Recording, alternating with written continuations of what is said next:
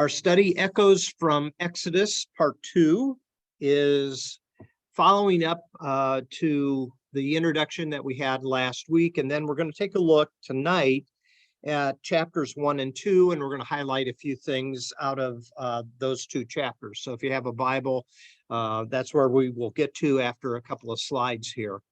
So last week we didn't get to a couple of slides, but I want to show them tonight. It will give us a little bit of orientation, but it's on last week's handout.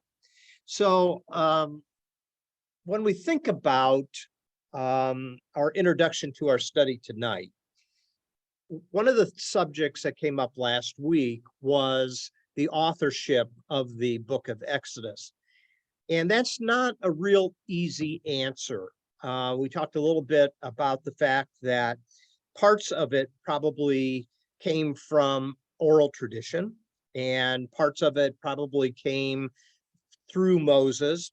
Some of it was probably recapped through some traditions. And many of the Old Testament books have a pattern in it. The technical term for it is called the JEPD theory. But what it basically means is there's kind of four influences we find in the Old Testament: viewpoints from the priests, viewpoints from the holiness code, which is basically the law, and then the use of the name of God, Yahweh, and Elohim. I'm letting A in. So as we were talking last week a little bit about the authorship of Exodus, we were talking about how the kind of final version of Exodus probably is not completed until a little bit after the exile is done. So one of the things that we also talked about last week is the importance of the Exodus imagery. And when we debate about authorship, or even historicity to some extent of some of the things that we find in Exodus, we get sidetracked. And I think the more important thing is to understand what that meant to a group of people that would receive this document. If there was any way to summarize what's happening in Exodus, it's not really a history book as much as it is a theological treatise that becomes the basis for Judaism. And so many of the fundamental beliefs and practices that are still observed today are things that are rooted in the book of Exodus. And Exodus is used primarily as a way to understand how they understood God and his activity in the world. And the main theme that comes through the book is God's liberating power to help people who are oppressed and marginalized. So, Kay, welcome. Glad that you were able to join us. Kay emailed me after last week's study, and I told her that we'd come back to that tonight. And why don't you summarize a little bit, Kay, what you were emailing me about, and kind of giving us your perspective on that. Oh, it just struck me when I forget who you had speaking there on the video, but he was like, well, Moses is actually an Egyptian name. I was like, yeah, he was found in a basket, right? And so I think he did have a Hebrew name, if I'm not mistaken. Mm-hmm. And then I was thinking more of, I thought that there was someone that had in history recorded that Exodus, an Egyptian priest, and I just quickly looked it up. It was in a Harvard article. And so that's why I was saying, no, there is actually other evidence for, that time period, and then and slavery and their Exodus. So, and then I also, go ahead. Yeah. And I think the point that Pete Enns was the individual that was on the video last week. I think the point that he was making is if there's a couple of million people that left Egypt, that it didn't have the press that you would normally associate with something of that magnitude. So I think that was kind of his main point. You would expect more information on that to be found in other people groups. But that's an interesting. I have never read what you had found Mhm. about the Egyptian priests. So that's a great insight, and I appreciate your finding that.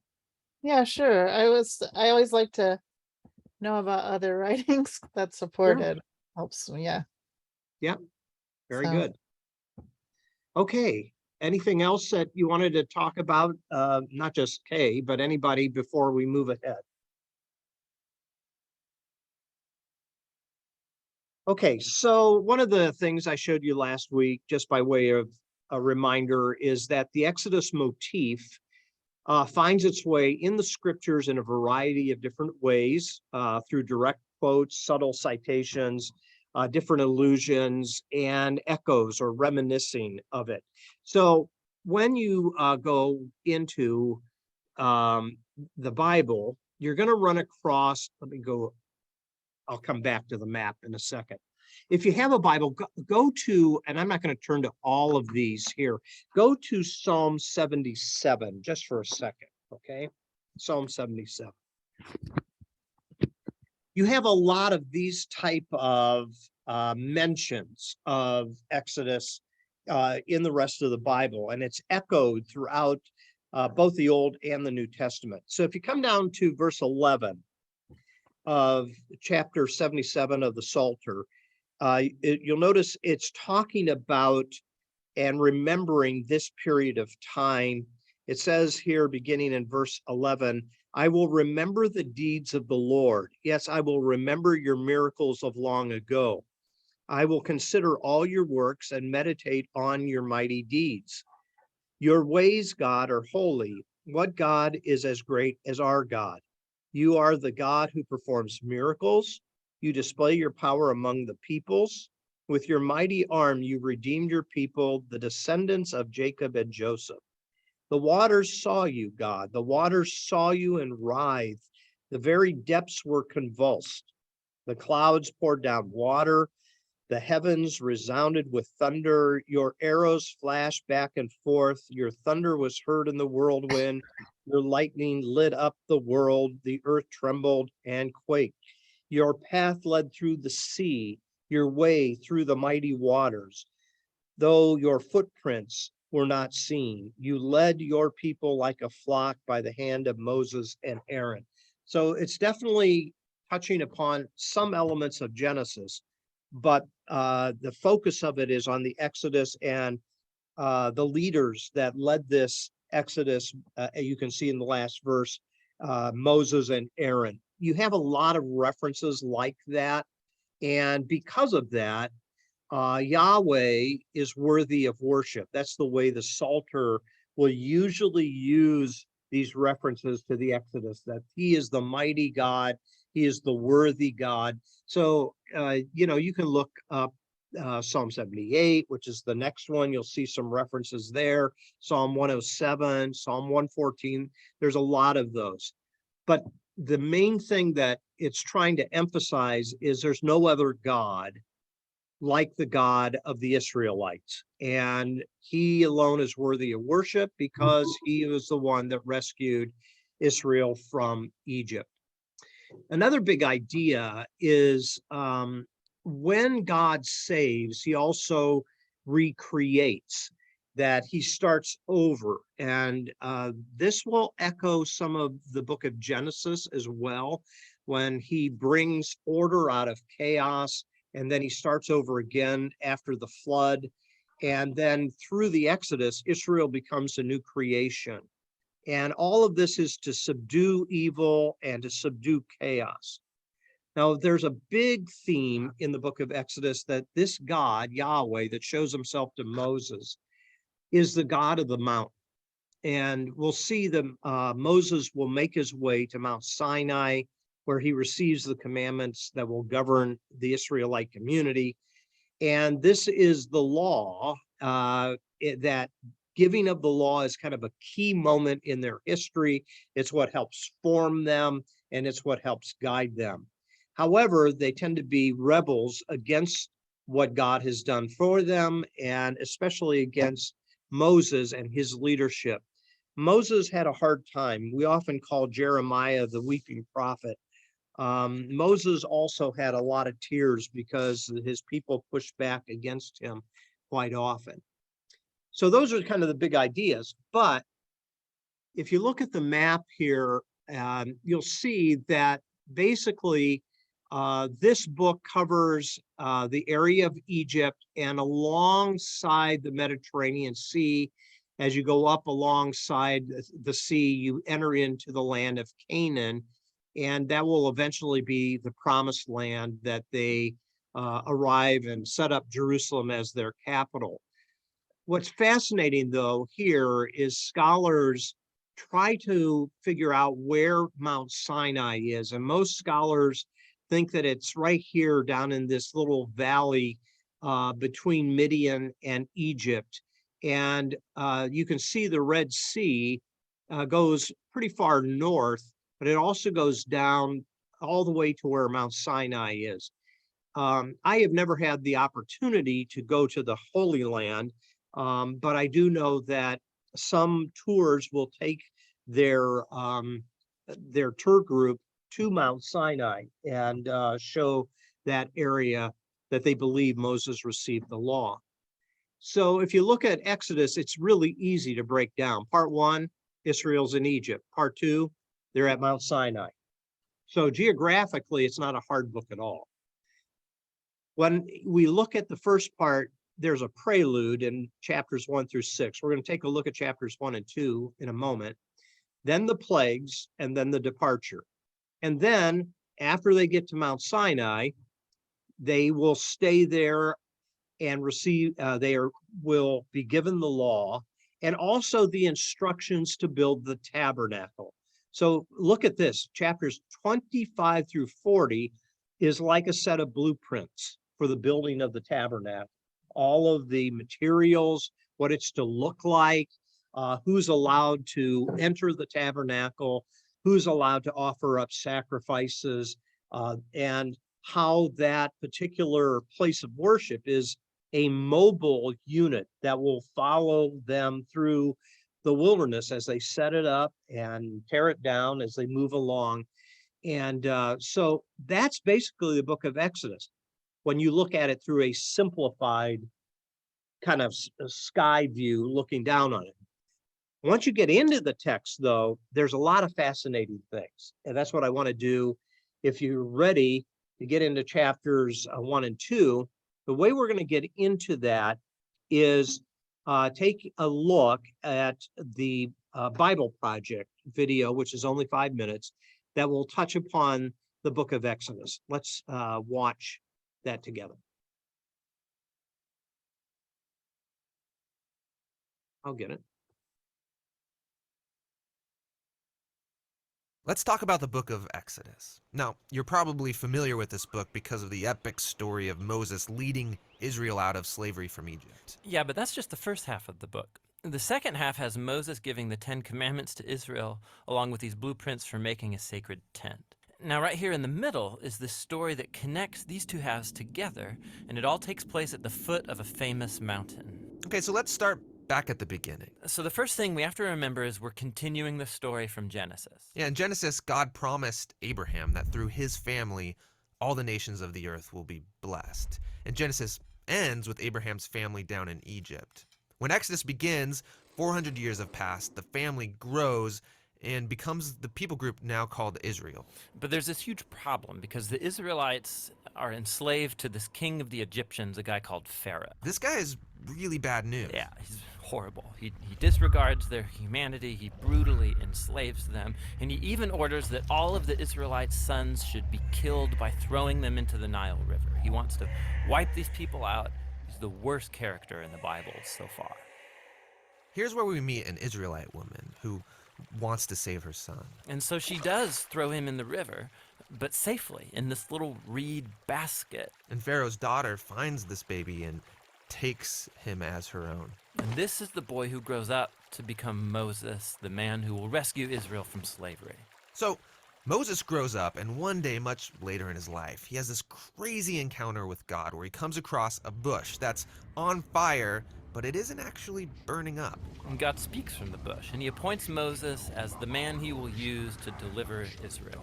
So Moses goes to Pharaoh to tell him this news that God wants his people free. And Pharaoh, he just pretty much laughs at him. He's like, who's this God Yahweh? And in fact, he's so offended by this request, he decides to make the Israelites work even harder. So discouraged, Moses goes back to God and says, listen, this plan's not gonna work. But God repeats his promise that he's going to rescue them. And in fact, it's right here, for the first time in the Bible, that we hear the word redemption.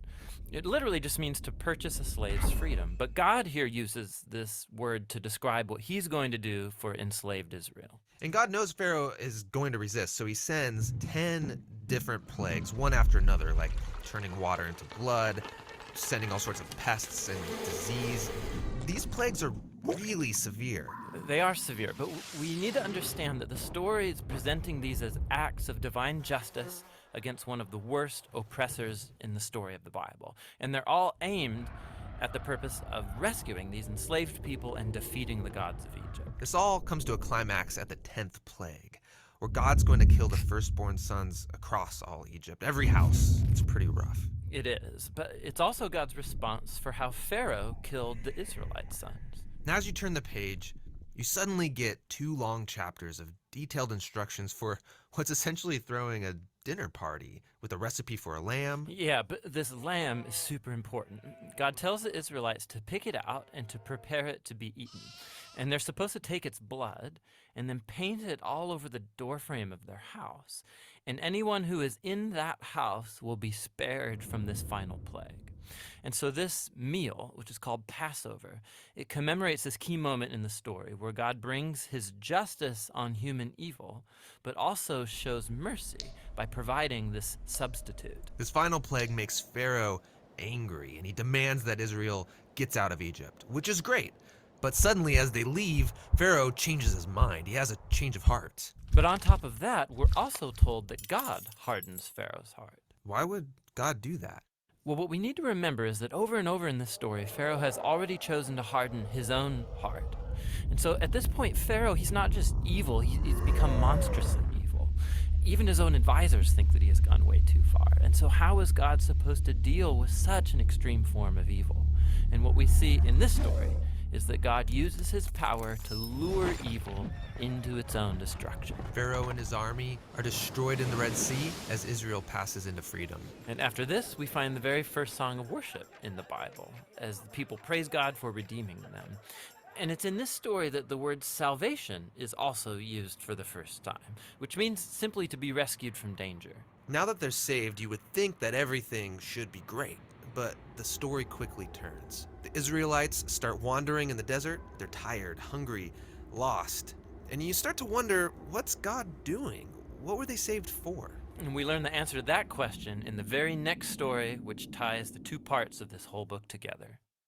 Hi, this is Tim. And this is John. We think one of the best ways to understand the Bible is to look at the design and message of each individual book and how it fits into the overall storyline of the whole Bible. We also make videos that take one theme and trace it through the entire storyline of the Bible from beginning to end. Hey, we want you to meet some of the artists who are working on these videos.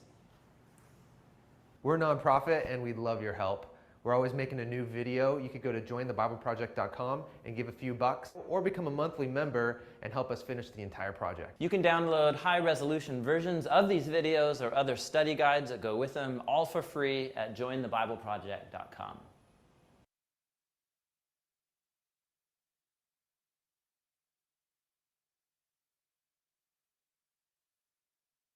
Okay, so I thought that gave a good overview of the book and the importance of chapter 19 and 20, where he finally gets to Mount Sinai.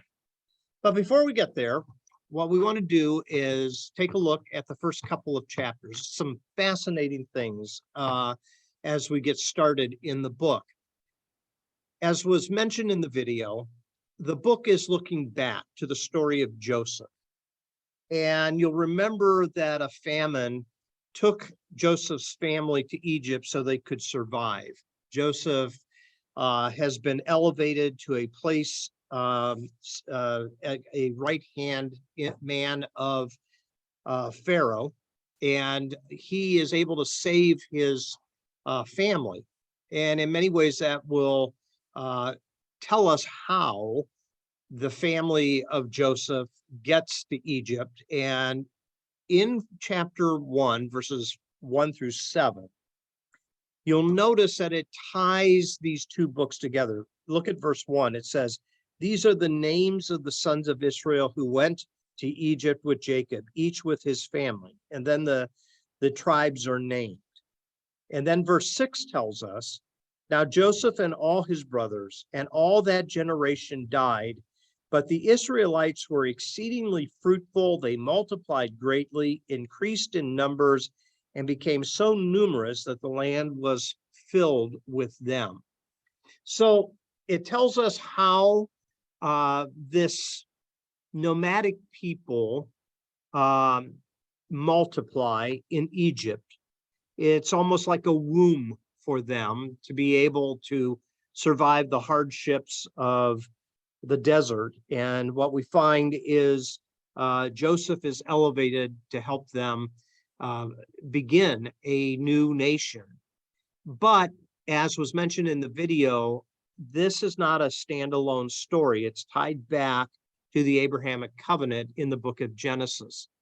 Now, what's interesting here is it tells us that as they make their way down into Egypt, they multiply, and as they are multiplying, this will cause some concern. But look at verse 7. This is fascinating here. "They were exceedingly fruitful, they multiplied greatly, increased in numbers, and became so numerous that the land was filled with them." This is not a standalone statement. It's language that comes out of Genesis chapter 1. And the term that is used here in the NIV, increased in numbers, some other translations says that they were prolific in multiplying, is the same word that was used back in Genesis chapter 1, verse 21, where God fills the waters with sea creatures. And the term that is used there is it's teeming or full of. And so here again is this idea, God is starting anew, this time with a family, and this family has already made its way to Egypt. And as they made their way to Egypt, they multiply. As they multiply, they are fulfilling the command that God gave back in Genesis chapter 1, be fruitful and multiply. So these two books are still connected in a variety of different ways.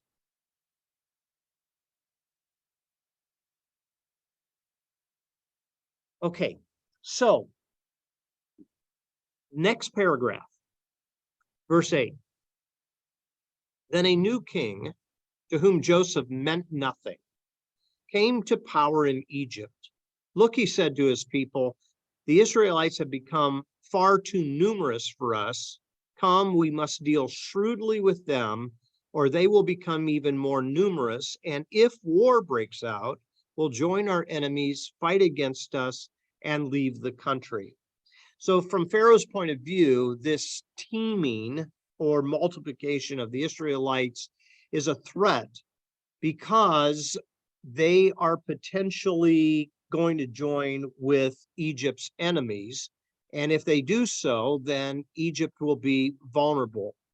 So when we talk about echoes of Exodus, one of the things that you find all through the Old Testament right to our very day is the insecurity of nations who are fearful of other people. Okay, it drives so much of the politics back then and today as well. So what is he going to do? He's going to put them under his control by enslaving them, verse 11.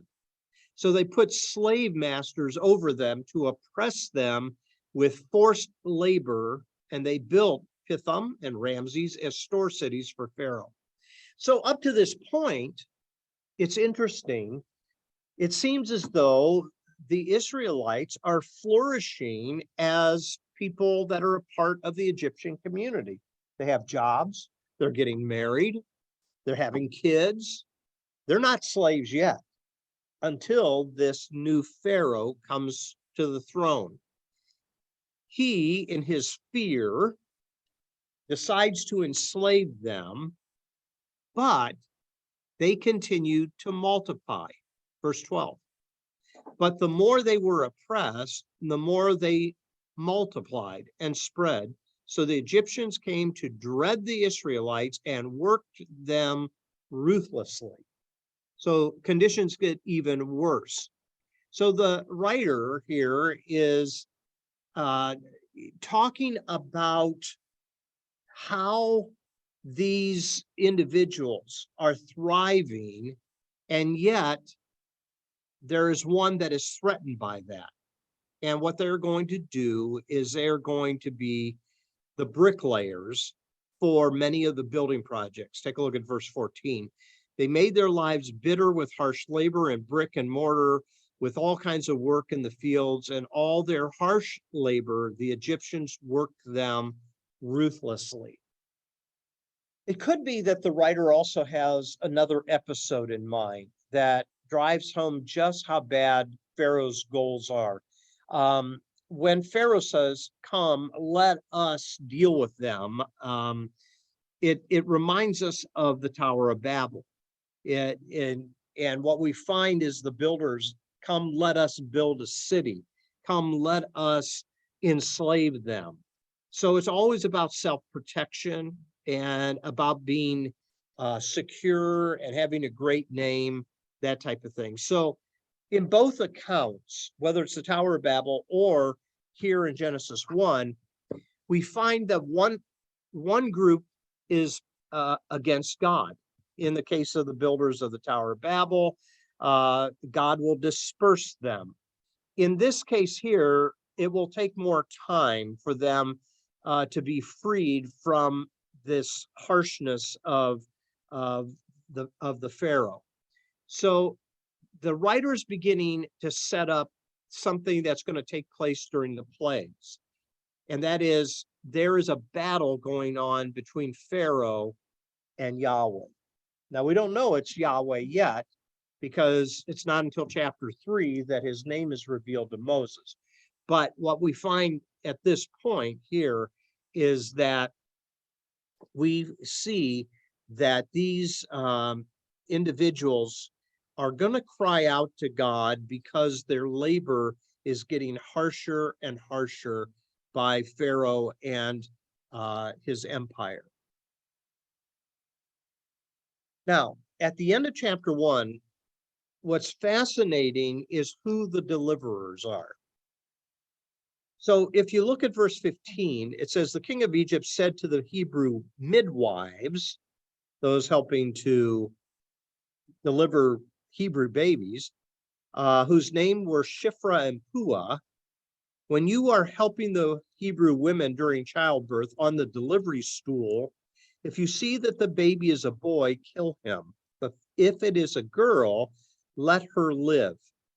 The midwives, however, feared God and did not do what the king of Egypt had told them to do. They let the boys live. And then the king of Egypt summoned the midwives and asked them, why have you done this? Why have you let the boys live? The midwives answered Pharaoh, Hebrew women are not like Egyptian women. They are vigorous and give birth before the midwives arrive. So God was kind to the midwives, and the people increased and became even more numerous. And because the midwives feared God, he gave them families of their own. So let's talk about this for a moment. In chapters 1 and 2, you're going to find 5 women. Here we are introduced to 2 that are named, Shiphrah and Puah. And it's important to notice who's not named here. Pharaoh is not named. And this is an obvious subversion of the power of Pharaoh by the author. What we find is Pharaoh, who has a name, he has a royal name, but it's never mentioned. But these 2 midwives are named, and they are rewarded because they feared God more than they feared Pharaoh. In verse 21, it says they have families of their own. Now, God is going to reward the lying of these 2 women. Okay, so when you read this text, you have to ask questions. A lot of times when we read the Bible, we look at commandments that are given to govern the people, and yet God blesses the Rahabs and the Shiphrah and the Puahs who intentionally choose to lie as a way of navigating injustice. Does that make sense? So I don't think this is a moral dilemma. What we find is the women representing these marginalized people are very courageous, and they are very clever as well. Remember that Pharaoh has unchecked absolute power, and you would think that these Hebrew women probably would have feared for their own lives and just protected themselves. That's kind of a normal human reaction at times. But they thought of the promises of God. They thought of what God was going to do, and they chose to deceive Pharaoh here.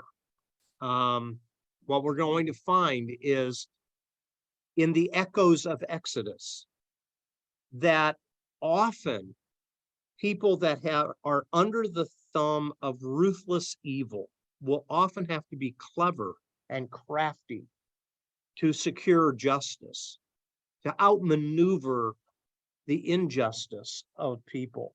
And here's an example of this. And we don't need to explain it away. It is good not to lie, but there will be occasions where wisdom suggests that the way to navigate is to use your craftiness when things are unjust. Now, that will not sit well with some Christians, but you see it all through the Bible. And what you see is individuals that normally we would condemn for lying are blessed by God. And that's what this chapter is saying. These 2 women who intentionally deceived Pharaoh is blessed by God and is even given a family of their own. You have some thoughts on that?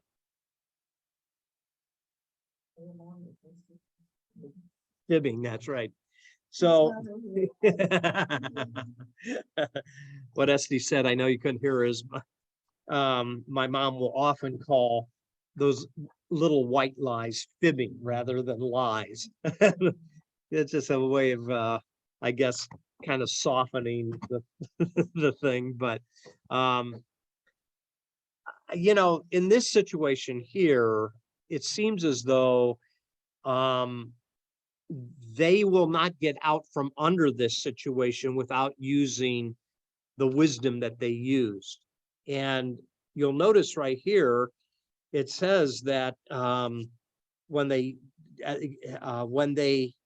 are brought before Pharaoh, verse 19, one of the things they say is these Hebrew women are vigorous and give birth before the midwives arrive. So none of these women had complications in their pregnancy. Every one of them had perfect deliveries. Every one of them was able to deliver before the midwives arrived. No, it's the idea here that these women are interceding because they believe that Pharaoh is evil and unjust, and they are willing to do what they need to do to protect their people. Does that sit? How does that sit with you guys?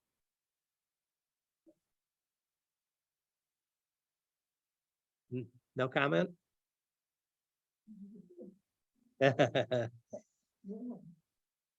It is what it is. So you don't have to explain it away. It is what it is. These women chose to intervene on behalf of their people. And believe me, God honors a truthful tongue.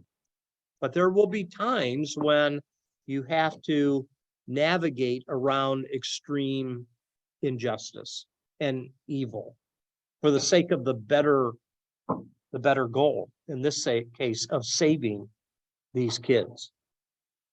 Any thoughts?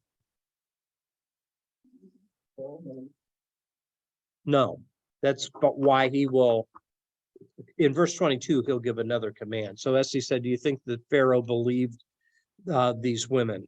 I don't think he believed these women, no. And that's why he will follow up with this edict. Look at verse 22. Then Pharaoh gave this order to all his people. Every Hebrew boy rather, that is born, you must throw into the Nile, but let the girl live. That's the same edict as earlier in the chapter. Only notice who he's going to pull into this, his own people. So now it was first directed toward the Hebrew midwives in verse 15. Now it's directed to his people. This is an all-out genocide now, because he's using Egyptians to kill these Hebrew boys. Any thoughts?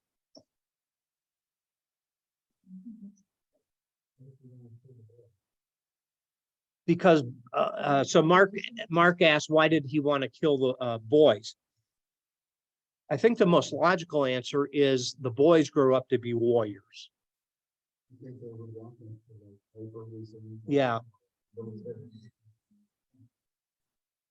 Yeah.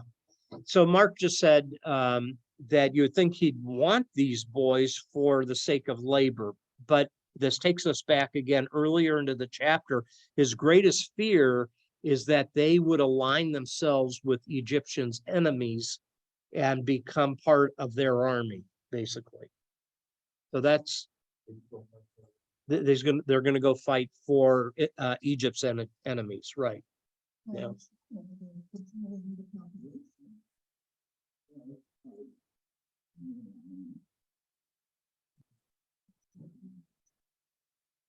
Another angle Esty just brought up is a contemporary example is in China, you're only allowed to have 2 kids.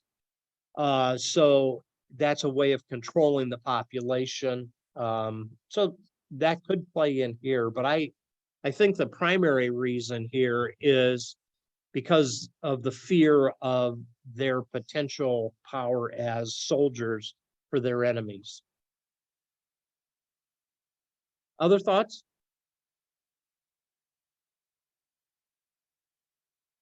So this is a Jewish genocide. And you'll see in verse 22, this time it is going to be throw them into the Nile River. He commands the Egyptians because you can't trust those Hebrews. They're lying, okay? And so now at the beginning of chapter 2, Moses enters into the story. So let's take a look at the first 4 verses. It says, now a man of the tribe of Levi married a Levite woman. Ding, ding, ding, ding. Levi. This is the tribe that will be the priestly class. Okay. And she became pregnant and gave birth to a son. When she saw that he was a fine child, she hid him for 3 months. But when she could hide him no longer, she got a papyrus basket for him and coated it with tar and pitch. And then she placed the child in it and put it among the reeds along the bank of the Nile. His sister stood at a distance to see what would happen to him. So there's this waterproof basket that is made, and she's going to place him on the river, and the sister is the lookout. Let's see what's going to happen. And she's following that basket along along the banks of the river. And lo and behold, Pharaoh's daughter is at the river to bathe. Verse 5, then Pharaoh's daughter went down to the Nile to bathe, and her attendants were walking along the riverbank, and she saw the basket among the reeds and sent her female slave to get it. She opened it and saw the baby. He was crying, and she felt sorry for him. This is one of the Hebrew babies, she said. Then his sister asked Pharaoh, shall I go and get one of the Hebrew women to nurse the baby for you? Yes, go, she answered. So the girl went and got the baby's mother. Pharaoh's daughter said to her, take this baby and nurse him for me, and I will pay you. So the woman took the baby and nursed him. And when the child grew older, she took him to Pharaoh's daughter, and he became her son. And she named him Moses, saying, I drew him out of the water.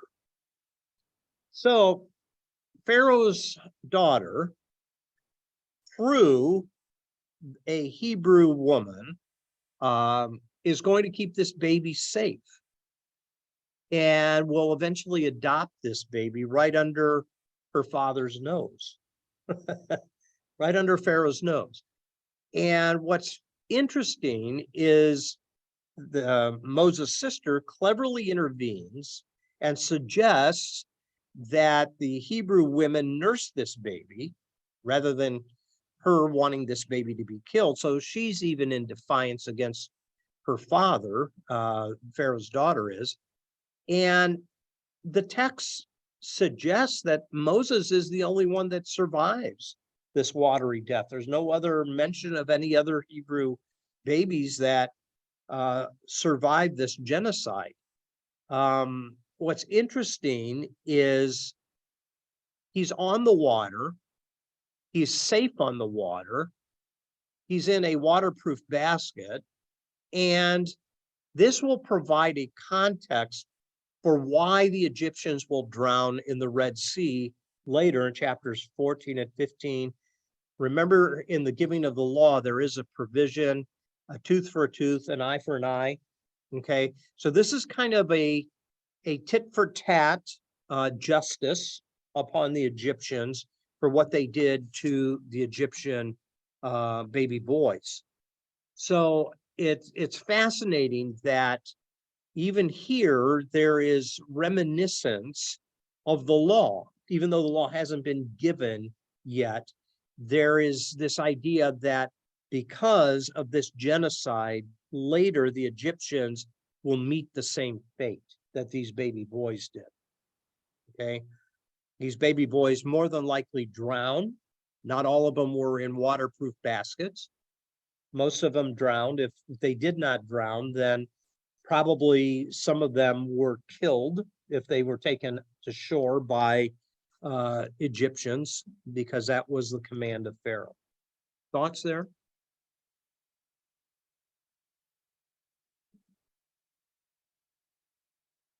So now we are given kind of the big picture right at the outset here of Moses' birth and the type of world that the Hebrew people are facing. The author here is talking about a genocide that is producing chaos, it's criminal, it's evil, and the readers are kind of left to ponder this child that is taken from the river and what's going to happen to him. Now you're going to notice something here that's interesting.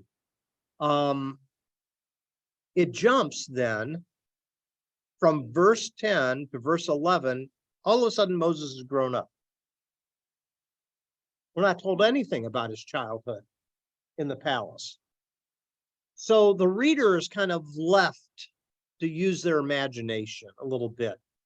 What type of world that Moses is drawn into, and what type of world he must survive, and what type of privileges he must have enjoyed, because Pharaoh himself was intentionally looking the other way, or was too stupid to understand that this was one of the Hebrews' children. Now, let's double back at chapter 2 before we get to Moses fleeing and look at a couple things. So look here. Chapter 2 begins with him being born from the tribe of Levi. Already we're beginning to see a setup of a special tribe that is going to be the intercessors for the people. Moses is going to have special access to God. When we fast forward to chapter 19, on Sinai, he's the one that receives the law. He's called a fine child in verse 2, which is an interesting term. It's the word tov, which means good. He was a good child, not in the sense of behavior, but the idea of good that is found repeatedly in Genesis 1 is after God created the days, day 2, day 3, 4, 5, and 6. Every time at the end of the day, he said, it is good. It is good. So there's a connection again back to Genesis when the author is talking about Moses being good. Again, here's kind of a story of recreation that's starting through this people, and in particular, this baby who will become the leader and deliverer of the nation.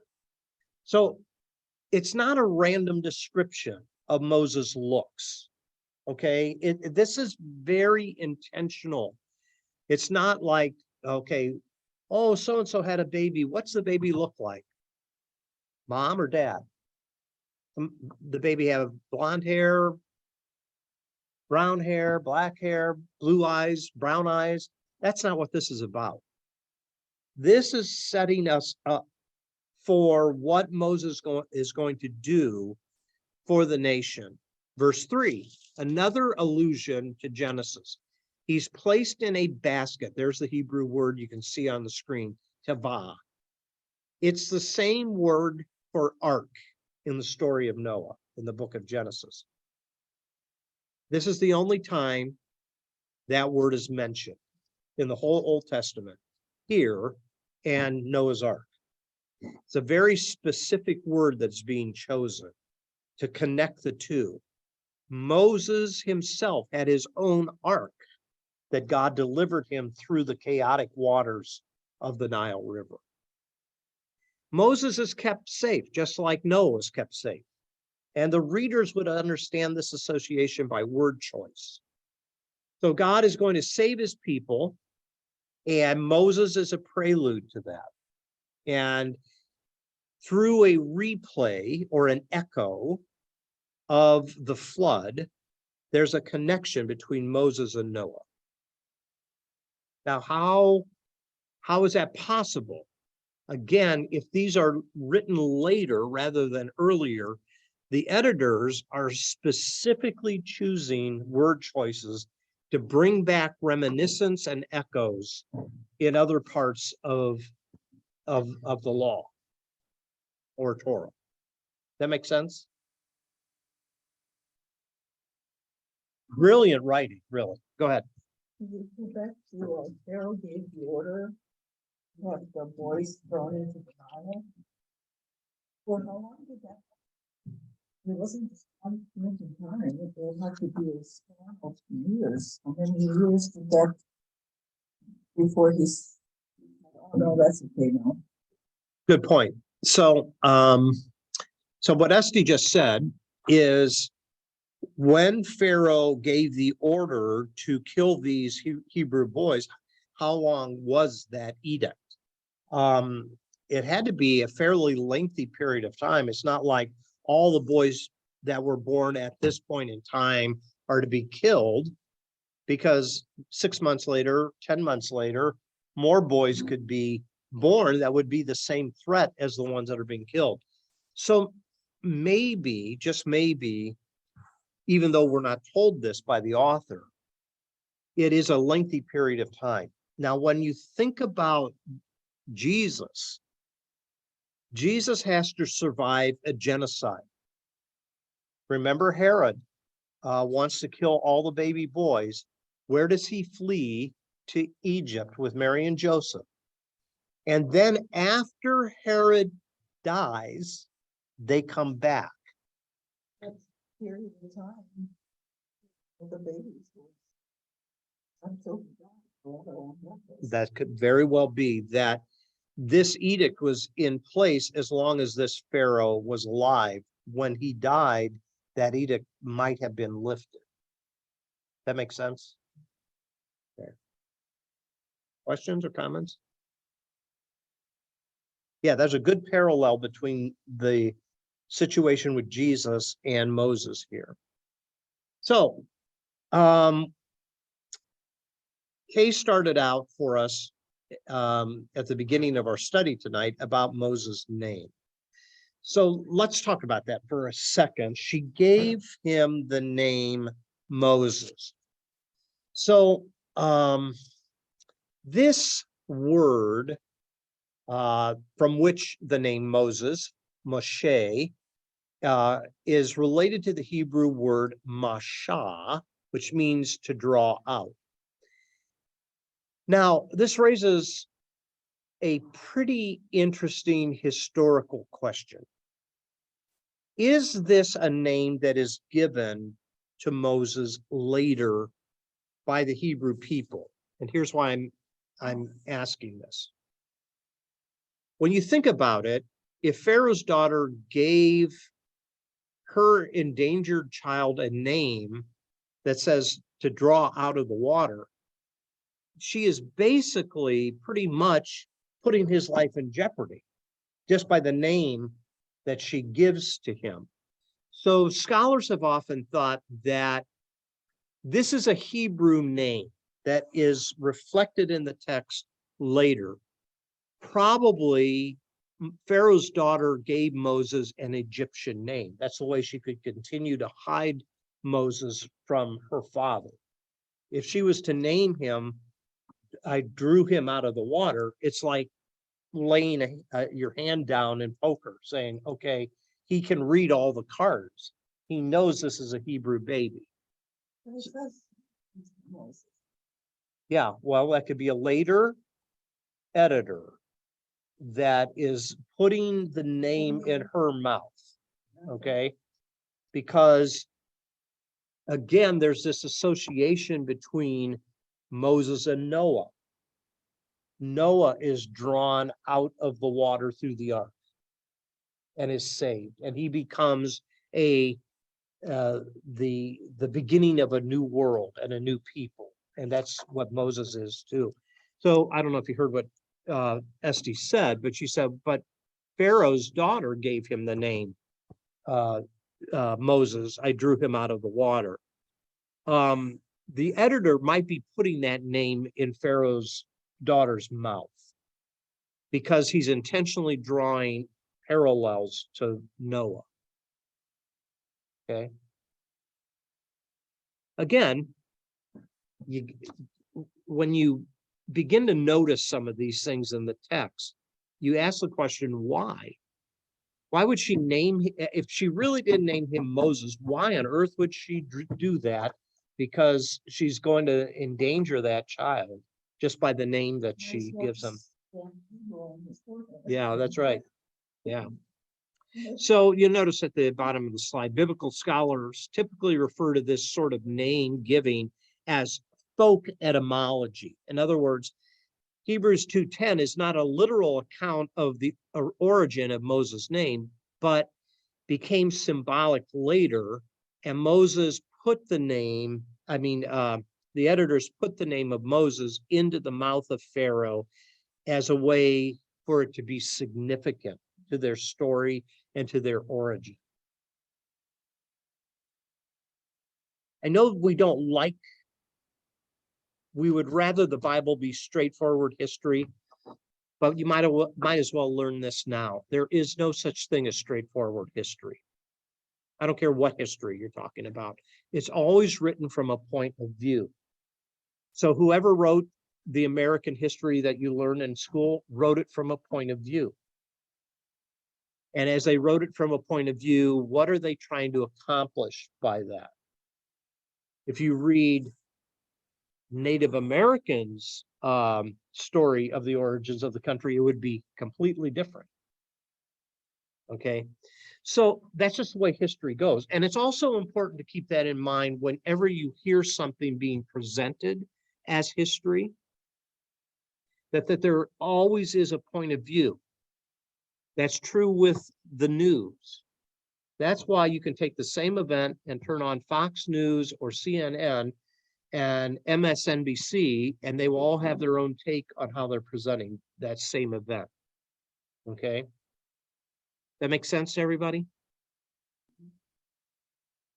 Makes us uneasy because we'd like for people to be straightforward with us. But it doesn't happen. Well, he had a point of view too. Yeah.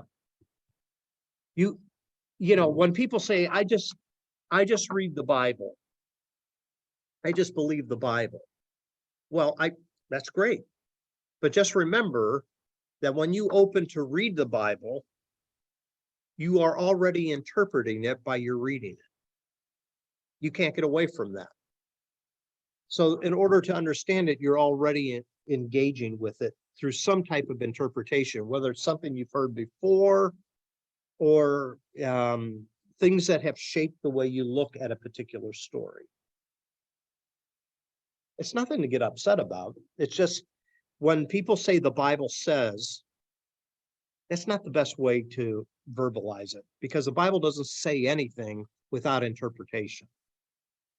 Okay, so you read it and you interpret it as you engage it. Thoughts?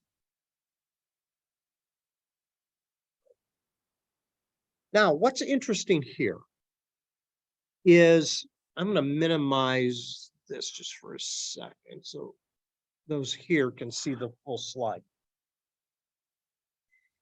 The account of Moses is paralleled to a story of King Sargon of Akkad, which was a ruler around 2300 BCE. So he precedes Moses by a length of time. Now notice some of the details. You can look this up. You can Google Sargon of Akkad, and it will tell the story of him being born in secret, placed in a reed basket, closed with a lid, waterproofed with pitch, carried down a river, rescued by someone drawing him out of the water, and raised as an adopted son. The parallel is unbelievable. King Sargon of Akkad, whose legend was destined to rule, established, they believe, the world's first empire about 4,000 years ago in Mesopotamia. His name means true king, and Sargon of Akkad took advantage of his presumed legitimacy to establish this empire. And guess where this empire was? Close to the Tigris and Euphrates River, Babylon, the area of Babylon. What may be happening here is that the writer of Exodus is telling the Moses story in such a way to draw the parallel to show that God's empire or kingdom that will be unveiled through Moses is of one who is as great as King Sargon. Now, this doesn't mean Moses' story is made up at all, but what it does mean is it's kind of a typical template of a rags to riches type of story where an individual has risen from a place of poverty to a place of greatness. And we already saw that in the Joseph story in Genesis, okay? From a place of entrapment, Joseph was enslaved, and he rose to a position of prominence. So it's a theme or a motif, as we talked about last week, that we're going to see over and over in the Old Testament. And the writers will give to us these templates as a way of saying that Moses is the verified deliverer of the nation of Israel, and they too have a legitimacy to become a great people. Okay, so you can look this up. Just look up King Sargon of Akkad. You'll find some interesting parallels there. So there's kernels of truth in the Moses story, but it's interesting the way it's written. It's almost as if it's a pushback against an empire that will later take them into exile, the nation of Babylon. Okay. Any thoughts there? Okay, we're almost done for tonight. So come down to the last part of chapter 2. And all I'm going to say about this is it's a preview of coming attractions. Okay. It says here, one day after Moses had grown up, he went out to where his own people were and watched them at their hard labor. And he saw an Egyptian beating a Hebrew, one of his own people. Looking this way and that and seeing no one, he killed the Egyptian and hid him in the sand. And the next day he went out and saw 2 Hebrews fighting. And he asked the one in the wrong, "Why are you hitting your fellow Hebrew?" And the man said, Who made you ruler and judge over us? Well, the answer to that is God. Okay, but in their mind, why are you ruling over us? Are you thinking of killing me as you killed the Egyptian? And then Moses was afraid and thought, what I did must have become known. And when Pharaoh heard of this, he tried to kill Moses, but Moses fled from Pharaoh and went to live in Midian, where he sat down by a well. Now a priest of Midian had 7 daughters. They came to draw water and fill the troughs to water their father's flock. Some shepherds came along and drove them away, and Moses got up and came to their rescue and watered their flock. Rescue, deliverer, water. These themes just keep popping up. When the girls returned to Reuel, their father, he asked them, "Why have you returned so early today?" They answered, "An Egyptian rescued us from the shepherds." Isn't that fascinating? Not a Hebrew, an Egyptian. He drew water for us and watered the flock. Where is he? Reuel asked his daughters, "Why did you leave him? Invite him to have something to eat." So Moses agreed to stay with the man, who gave his daughter Zipporah to Moses in marriage. And Zipporah gave birth to a son, and Moses named him Gershom, saying, "I have become a foreigner in a foreign land." And during that long period, the king of Egypt died. There you go, Esty. The Israelites groaned in their slavery and cried out, and their cry for help because of their slavery went up to God. And God heard their groaning, and he remembered his covenant with Abraham, Isaac, and Jacob. So God looked on the Israelites and was concerned about them. So no sooner does Moses become an adult, he engages in conflict. And what we find is he each time is trying to deliver his people from a situation, first from an Egyptian, then 2 Hebrews fighting each other, and then these daughters that he comes across. So Moses is trying to break up these fights, and he is questioned, "Who are you to be ruler over us?" And this is going to become a motif through the rest of Exodus, in through Numbers as well. His leadership is constantly being questioned. So Pharaoh's going to try to kill him, and what we find is he marries into a Midianite family. Now, this gives to me verification of God's hand in the writing of the scriptures. You know why? The Midianites are the Israelites' enemies in the Old Testament. He marries into a Midianite family, but the author doesn't cover that over. It's straightforward with it, saying that he married Zipporah. Later, Zipporah will have an issue with Moses as well. And poor Moses, man, he might not have been a prophet, but he was a weeping deliverer, that's for sure. So Pharaoh is going to try to kill him. He runs away and he ends up in the land where this group of people will be the Israelites' enemies. And they already were Israel's enemies back in Genesis. Here's the allusion to Genesis again. Look at the bottom of the slide.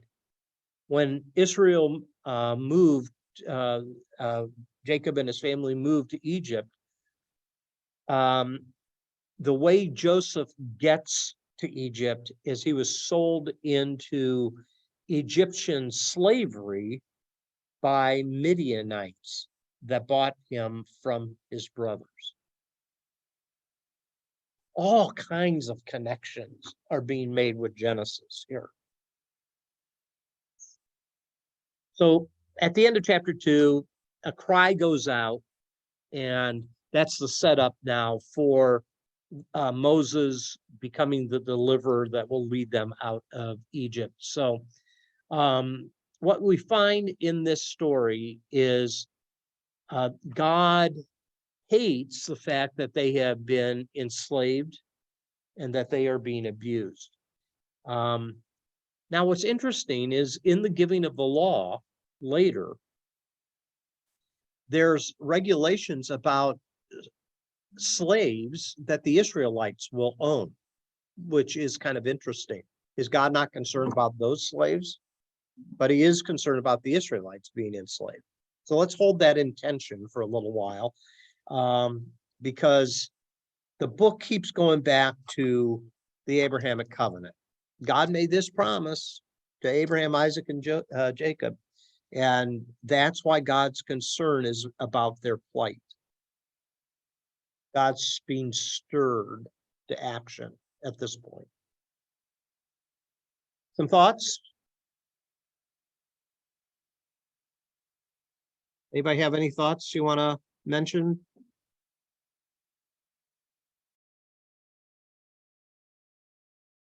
If not, you see there's so much here. That's what I'm trying to say. There's a lot of stuff going on. It's not just a simple story. It's a theological treatise that is drawing off of Genesis and prepping for the rest of what's to come in the law. Well, we'll close shop then at this point, and glad to have you online, and look forward to having our next study next Wednesday. Okay, Yeah, thank you. you're welcome. Have a good night, everybody. Okay, you too. Thank you.